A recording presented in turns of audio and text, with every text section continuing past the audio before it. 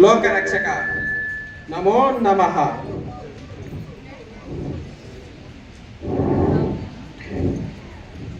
ఎవరు ఎవరు మీరు?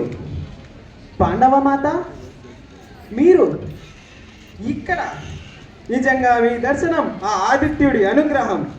ఈ రాధేయుడు, ఈ సూతనందనుడు, ఈ అఖిలాండ పుత్రుడు మీకు శిరస్సు వంచి నమస్కరిస్తున్నాడు. మాత, ఏమి ఆ దుఃఖము? ఎందుకు ఈ విచారణ?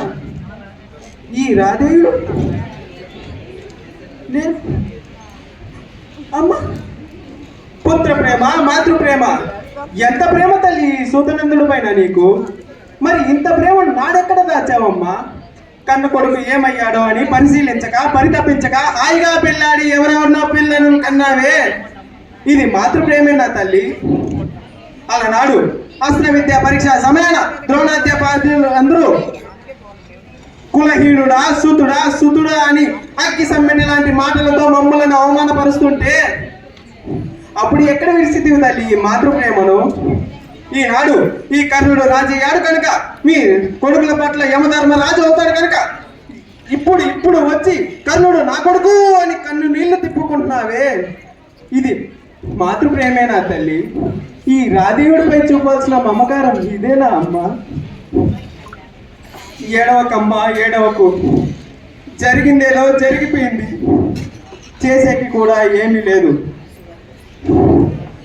మాత మాటిచ్చా, ఆది రంగంలో పాండవులను వధించరాదు. సరే, ధర్మరాజు శాస్త్రాలతో తప్ప శస్త్రాల పాట పట్టని వాడు, అతన్ని వధించను. భీముడు అడ్డుపడి ఆహ్లాదం చేస్తాడే తప్ప శస్త్రాల మాట పట్టని వాడు, అతనికి ఎటువంటి ప్రమాదం లేదు. అమ్మా, అర్జునుడు ఎదురైతే నేను కర్ణుడని మర్చిపోతాను, నన్ను రారాజు ఆవహిస్తాడు.